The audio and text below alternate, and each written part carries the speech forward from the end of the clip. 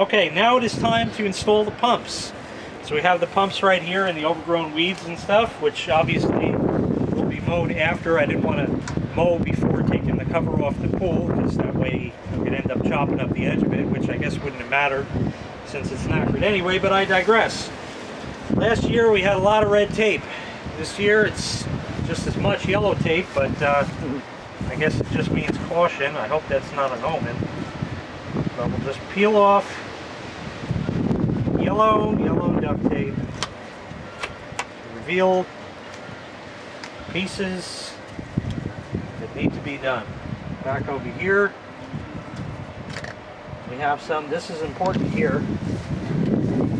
You'll see when I took this piece off, it took the O-ring with it. We need that O-ring. So we're going to pull that off, duct tape, carefully without breaking it, and put it back in its recess here. Stabbed in there real good, so that's all fine. There's that. Now, here's some tape here. There's no O-ring on this side, so it should be on the pump. No tape there. There is an O-ring there because I feel it. There's nothing here. There is an O-ring. So we have that. We have that. We have all the O-rings in place. Just a little more tape to pull off in various places, wherever you find it. I guess the bright color is good in that regard. And they didn't tape that up, so we're fine with that. Now we get to install the pumps. Here's the plug for the chlorinator. This has a rubber seal on it, and that's all you need for it. So we don't need any lube or anything like that. Although you can put a socket on this. If you do that, no matter how light of a touch you use, you're going to just break it out and buy a new chlorinator, not just a new plug. So use something like an old penny or something like that that fits nice and snug right in the groove, and that way you can't accidentally apply too much torque to it.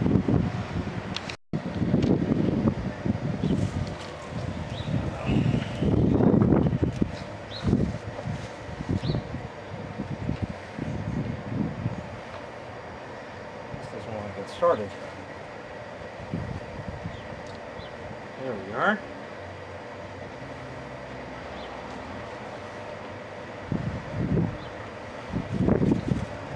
Okay, that's in. Penny in.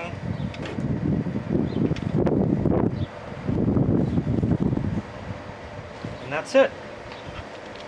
Sometimes I've seen them, which they have done on this one, install it with Teflon tape. I've never ever had it leak, even when it's not Teflon, so I'm just going to go ahead and screw it in.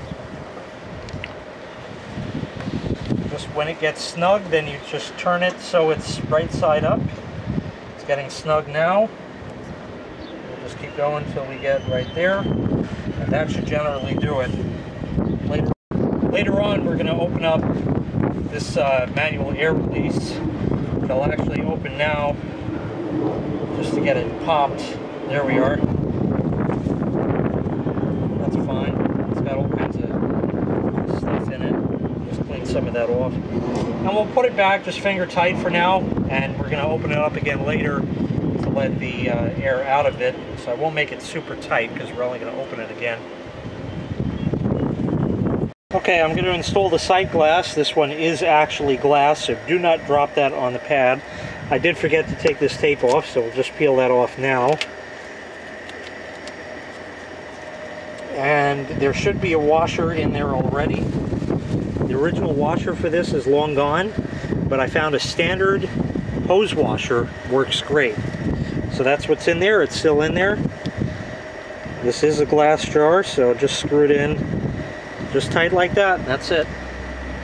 Okay, this is one last plug that needs to be installed. This has some schmutz in it. We'll just get out with the screwdriver like that. This gets installed down at the bottom of the filter, and we had a small freak show with this, as Jordan Yu would say. The O-ring that's on here This piece, which was white in the previous clip, as you saw, I have a number of these plugs. I looked through my collection, and on every single one of them, the O-ring was split. So I had an O-ring that was too small for it, but we were able to get it on. It is twisted and not exactly straight if you look close, but it's what I have that will seal for the most part for the time being, so that's what we're going to go with. This I am going to silicone before we put it in, so let me do that and we'll install it. Stick that there. I have the plug here with some stuff on it, so we'll just smear that around, especially on that O-ring. That's good. Screw this in.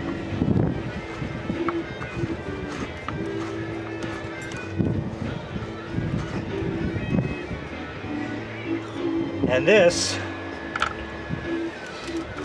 is for that. That should do. Put some fluoride on this as well. And you don't really need too much. Just enough to make it slippery. Just wipe off any excess on the O-ring, which is actually split. That's good to know.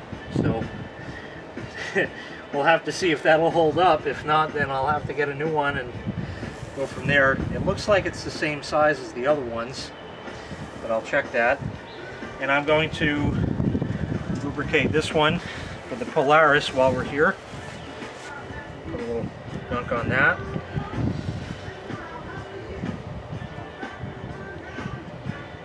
And of course I'll do that on the other fittings on the rest of the plumbing as well in a moment. But we have that. The other thing I like to do is put some sauce on the gasket here. Got a leaf on it. This doesn't really have to be sauced yet or at all, but I like to do it. So we'll just get that all lubricated up, just to make a better seal. If it does anything or not, I don't really know. I just like to do it as a matter of course. We have that. And there we go. Okay, it is time to physically move the pump into place.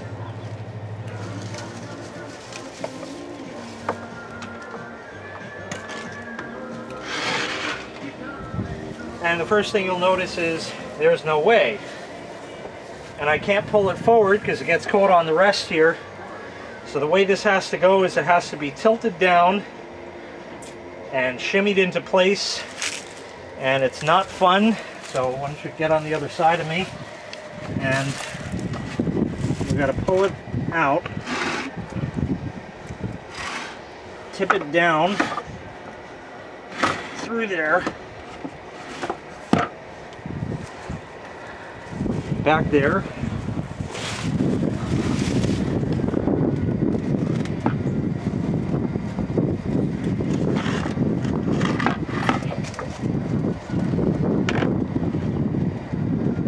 And then keep playing with it and monkeying with it until you get it into place. And it's not easy to do this.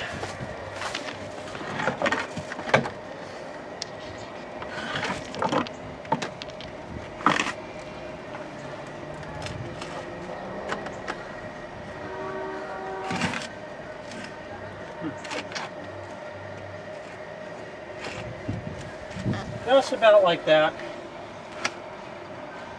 Right about there.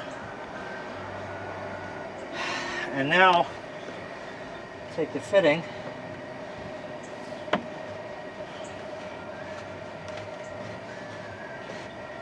and just start it. This one too.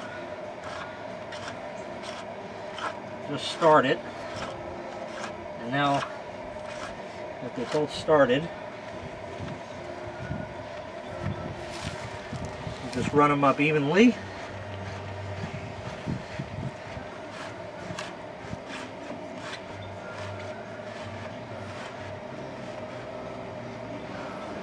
Is there a better way to possibly design this? There is. There are better ways, but this is how it was. So this is the way that it gets done here. Anyway, now that that's in, we just need our EBFPs to put on the fittings. Take that, widen them up, and get the right angle on them. That's too big. Maybe about there. Yes. Just like that till it's tight. And then just a drop more. You can always tighten it later. This goes this way. Fit that on. Oh, other way rather. Oh, I gotta see where I am. It should go the other way. I think. No, that's unscrewing it. Yeah, that's tightening it.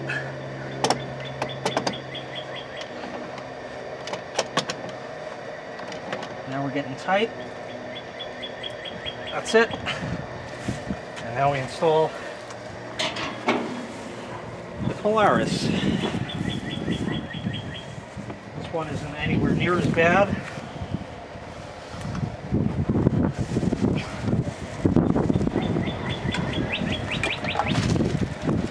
I'll have to just get the wire for the other one out of the way.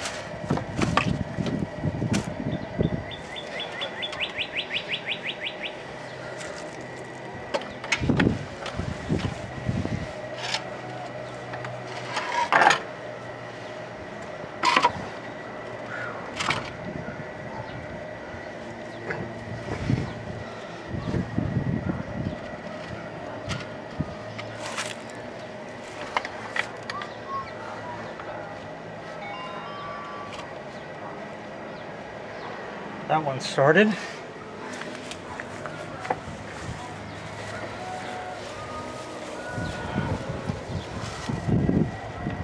This is the spare, should I ever need it. That goes on.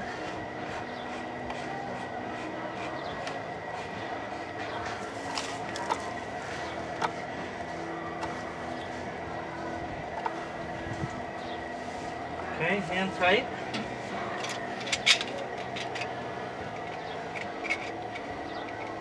Do not over tighten these. Let me just see which way we're going here. That's unscrew, that's screw. I always get confused when it goes upside down. I know it's just opposite, but my brain doesn't think that way. That's it. This one tightens this way.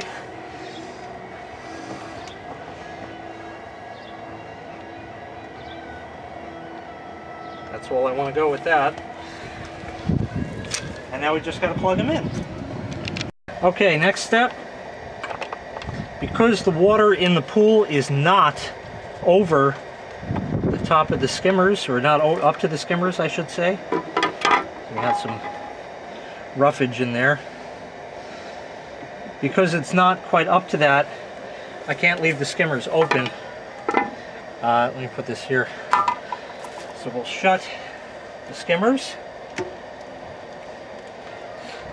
open the main drain, and there we are. Next step is to put water in the basket. So let me get the hose ready and we'll do that. Okay, we have water going in. It is running rather slow because the pool is still filling as well, but it'll get there in time. We're going to let that fill until it pretty much gets up to the top here, and just let it run for another minute or so, and then we'll give it a test. Okay, so that's been running for a minute or so, so we're going to take the hose out, and then we're going to find out if this works, but that'll be in the next video.